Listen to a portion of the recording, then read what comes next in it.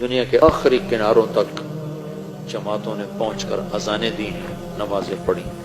Norway کے اوپر ہے north pole end of the world, جہاں آگے آبادی ختم ہے، پانی ہے۔ تو ہم گئے ناروے پچھلے سال، تو اس سے پچھلے سال، تو میں نے وہاں کے ساتھیوں سے کہا بھائی میں نے وہاں جانا ہے۔ وہ کہنے لگے ہم تو یہاں رہتے ہیں، ہم وہاں کبھی نہیں گئے، تو آپ نے کیا کرنا ہے؟ میں نے کہا ادھر جا کے اذان دینی ہے، نماز پڑھنی ہے، دعوت دینی ہے۔ اللہ کے نبی کی بات ہے کہ دنیا کے آخری کنارے تک اللہ میری بات پہنچائے گا۔ بس یہ شوق ہے کہ مجھ سے پہلے بھی لوگ پہنچے ہوں گے، پر میں بھی ان میں شامل ہونا چاہتا ہوں کہ میں کہوں کہ یا رسول اللہ میری ملاقات ہو، تو یا رسول اللہ میں نے آپ کا نام اس آخری کنارے پر بھی لیا تھا۔ تو وہ پھر مجھے ڈرانے لگے، 2 گھنٹے کی فلائٹ ہے، 4 گھنٹے کی ڈرائیو ہے، آپ تھک جائیں گے۔ میں کہا نہیں، جانا ضرور ہے، ہماری ادھر تھی تو نہیں تشکیل پر، میں نے جانا ضرور ہے۔ تو خیر 2-4 ساتھی وہاں کے لیے کچھ اپنے، وہاں سے ہم 2 گھنٹے کا سفر کر کے پہنچے۔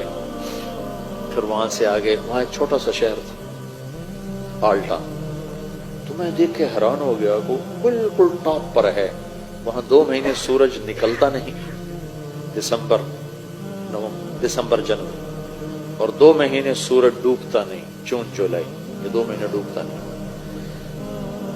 تو وہ آلٹا دنیا کا آخری شہر ہے نارتھ میں، وہاں سے روزہ جماعتیں نکلی تھی اور وہاں گشت ہو رہا تھا اور وہاں تعلیم ہو رہی تھی۔ کون تھے وہاں؟ صومالیہ کے مسلمان۔ صومالین جب نکلے تو مائیگریٹ ہوئے تو مختلف جگہوں پہ آباد ہوئے۔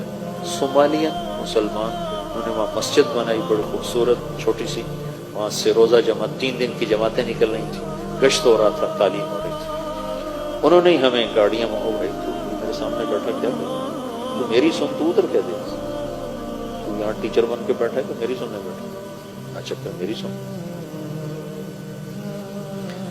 تو وہاں سے انہوں نے ہمیں اپنی گاڑیاں دی، تو ہم وہاں سے 4 گھنٹے مسلسل چلے، اور آخری کنارے پر ایک گاؤں ہے چھوٹا سا، جس کی 1,500-2 ہزار آبادی۔ تو اس میں جو پہلا مسلمان ہمیں ملا، اس نے کہا میرے 10 دن تبلیغ میں لگے ہو۔ پھر وہاں سے ہم آگے 1.25 گھنٹے کا آگے سفر تھا، اس گاؤں سے آگے 1.25 گھنٹے کا سفر تھا۔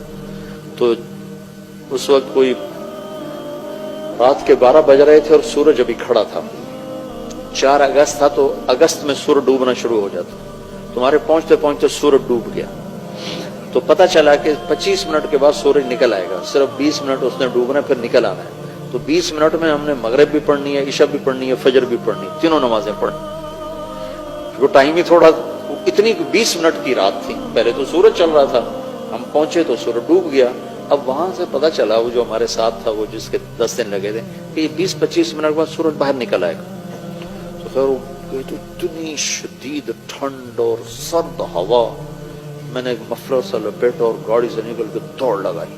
وہ سمندر کے کنارے اوپر بڑی ہیبت ناک چٹانیں 2 جگہ دیکھ کر میں مبہوت ہوا زندگی میں، ایک ہمالیہ پہاڑ کو دیکھ کر، اور ایک وہ آخری کنارہ دیکھ کر۔ ساری دنیا پھری، پر ہیبت جو طاری ہوئی 2 جگہ۔ جا رہے تھے ہم کھٹمنڈو سے ڈھاکہ، تو کیپٹن نے اعلان کیا کہ آج سب آپ لوگ بڑے خوش قسمت ہیں، ہمالیہ پہاڑ پورے سال میں صرف 10 دن کے لیے چوٹی ننگی کرتا ہے، سارا سال یہ بادلوں سے ڈھکا رہتا ہے، 10 دن اکٹھے نہیں ہوتے، کبھی 1 دن، کبھی مہینے کے بعد 1 دن، کبھی 2 مہینے کے بعد 1 دن، ایسے۔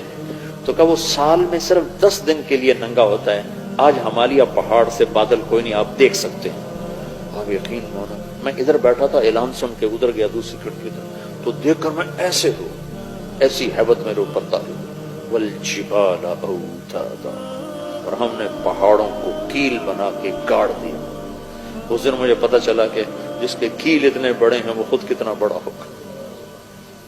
اور ایک وہ آخری کنارہ دیکھ کر میرے اوپر ہیبت طاری ہوگی، میں نے آزان دی زور سے، ہوا سرد، پھر ایک چھوٹا سا وہاں انہوں نے ہال بنایا تھا گرم، جس میں وہ ٹورسٹ آ کے بیٹھ جاتے تھے، وہاں آ کر جلدی سے چادریں بچھائیں اور پہلے مغرب کی نماز پڑھی۔ نماز پڑھ کے سنتیں نہیں پڑھی کہ ڈر لگ رہا تھا کہ سورج نہ نکلے، پھر ساتھ ہی عشاء کی نماز پڑھی، عشاء کی نماز پڑھنے کے ساتھ ہی پھر فجر کی اذان دی اور 2 سنتیں پڑھ کر پھر فجر کی نماز پڑھی۔ پھر میں نے بیان کیا، میں نے کہا اللہ سارے کام پورے ہو گئے، تیرے نبی کا پیغام ان ہواؤں نے سن لیا، لوگوں کو تو ہم سنا نہیں سکتے، ان